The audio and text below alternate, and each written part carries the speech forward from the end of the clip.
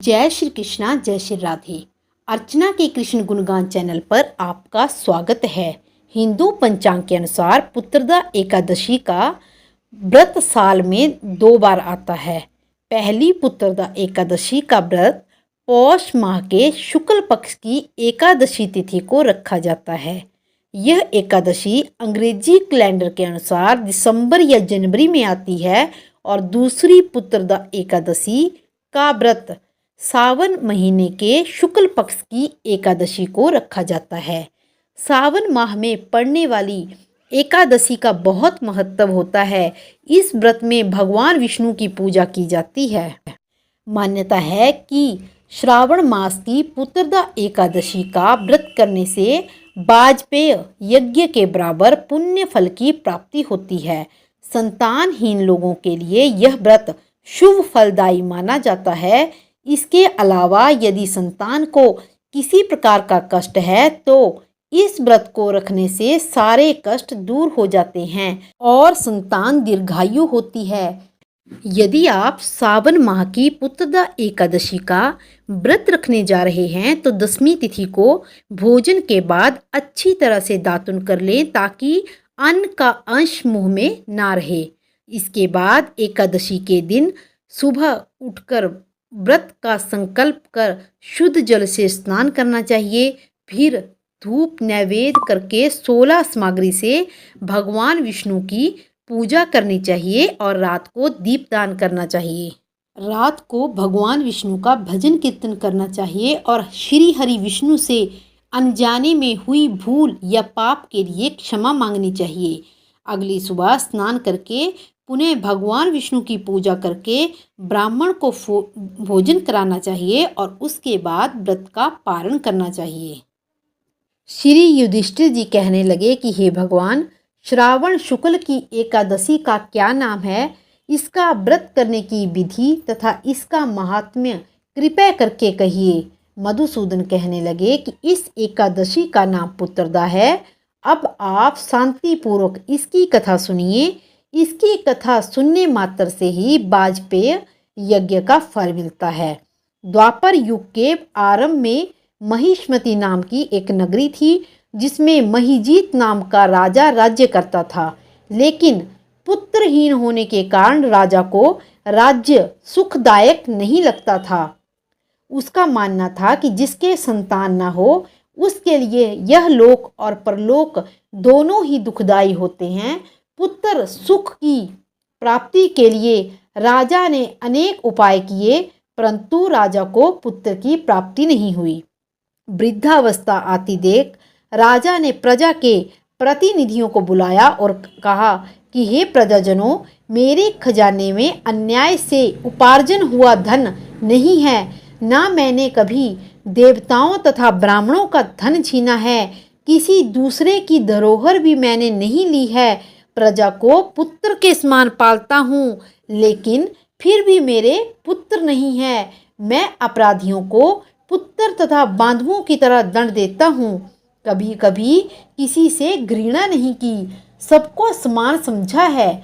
सज्जनों की सदा पूजा करता हूँ। इस प्रकार धर्मयुक्त राज्य करते हुए मेरे पुत्र नहीं है, सो मैं अत्यंत दुख पा रहा हूँ। इसका क्या कारण है? राजा महिजीत की इस बात को विचारने के लिए मंत्री तथा प्रजा के प्रतिनिधि वन को गए। वहाँ बड़े बड़े ऋषि मुनियों के दर्शन किए। राजा की उत्तम कामना की पूर्ति के लिए किसी श्रेष्ठ तपस्वी को देखते फिरते रहे। एक आश्रम में उन्होंने एक अत्यंत वयोवृद्ध धर्म के ज्ञाता बड़े तेपस्वी परमात्मा में मन लगाए हुए निराहार जितेंद्रिय जितात्मा जित क्रोध सनातन धर्म के गूढ़ तत्वों को जानने वाले समस्त शास्त्रों के ज्ञाता महात्मा लोमश मुनि को देखा, जिनका कल्प के व्यतीत होने पर एक रोम गिरता है। सबने जाकर ऋषि को प्रणाम किया। उन लोगों को देखकर मुनि ने पूछा कि आप लोग किस कारण से आए हैं?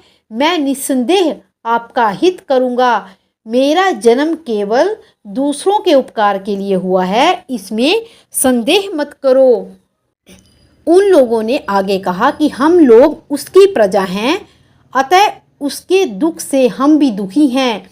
आपके दर्शन से हमें पूर्ण विश्वास है कि हमारा संकट अवश्य दूर होगा, क्योंकि महापुरुषों के दर्शन मात्र से ही अनेक कष्ट दूर हो जाते हैं।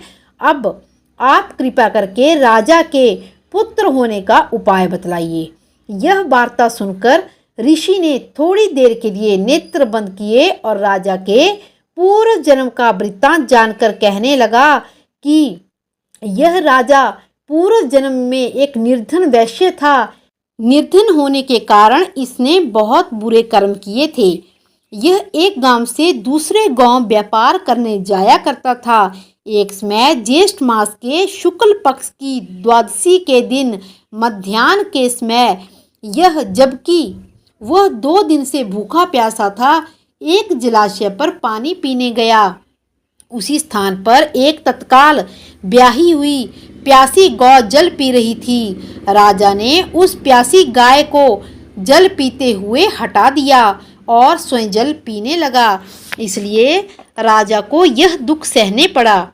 एकादशी के दिन भूखा रहने से वह राजा हुआ और गौ को जल पीते हुए हटाने के कारण पुत्र वियोग का दुख सहना पड़ रहा है। ऐसा सुनकर सब लोग कहने लगे कि हे ऋषि, शास्त्रों में हर पाप का प्रायश्चित भी लिखा हुआ है, अतः जिस प्रकार राजा का यह पाप नष्ट हो जाए, आप कोई ऐसा उपाय बताइए।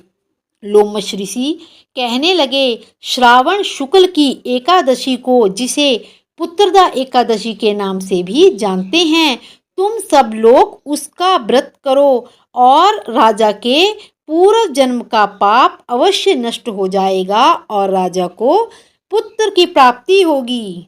लोमस ऋषि के वचन सुनकर मंत्रियों सहित सारी प्रजा नगर को वापस लौट आई और जब श्रावण शुक्ल एकादशी आई तो ऋषि की आज्ञा अनुसार सबने पुत्रदा एकादशी का व्रत और जागरण किया। इसके पश्चात द्वादशी के दिन उसके पुण्य का फल राजा को दिया। उस पुण्य के प्रभाव से रानी ने गर्भ धारण किया और प्रसव काल समाप्त होने पर उसे एक बड़ा ही तेजस्वी पुत्र प्राप्त हुआ।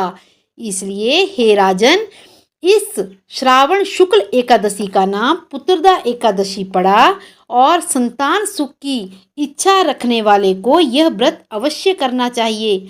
इसके महात्म्य को सुनने और पढ़ने से सब प्रकार के पाप नष्ट हो जाते हैं और मनुष्य इस लोक में संतान सुख भोग कर परलोक में स्वर्ग को प्राप्त करता है।